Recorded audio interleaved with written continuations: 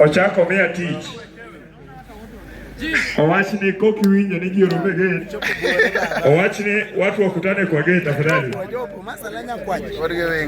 Ama wacho kana kia Kiswahili, kwa mawacho na.